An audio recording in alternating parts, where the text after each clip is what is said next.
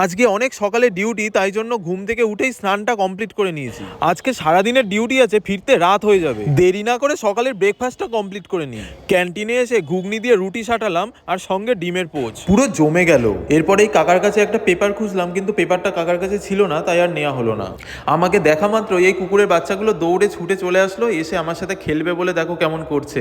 এদেরকে বিস্কুট খাওয়াবো বলে দোকানে চলে আসলাম বিস্কুট কিনতে। আর এদিকে স্যার চলে এসেছিল, ডিউটি যেতে লেট হয়ে যাবে, তাই আর বিস্কুটটা ওদেরকে খাওয়ানো হলো না। এরপর দেখো একটা পিকনিক স্পটে চলে এসেছি। সত্যি কথা বলতে এই গার্ডেনটা আমার খুব সুন্দর লেগেছে। দেখো মাঝখানটা টি টেবিল আর চারি সাইডে গোল করে কি সুন্দর বসার সিট। আর হ্যাঁ, তোমাদের তো গার্ডেনটা ঘুরিয়ে দেখানো হলো না। এই দেখো গার্ডেনটা, আর এটা কিন্তু বিরা রেল স্টেশনের পাশেই। আর আমি এটা দেখা মাত্রই ভয় পেয়ে গেছিলাম। লাঞ্চ খেতে বসে এই দিদিরা বলছে, তুমি খাওয়া দাওয়ার ভিডিও করছো না কেন? খাওয়া দাওয়ার ভিডিওটা করো। আজকে লাঞ্চের মেনু মটন বিরিয়ানি। আমি এদিকে মটন বিরিয়ানি খেতে থাকি, আর তোমরা চ্যানেলটিকে সাবস্ক্রাইব করে দাও। আপাতত বাই।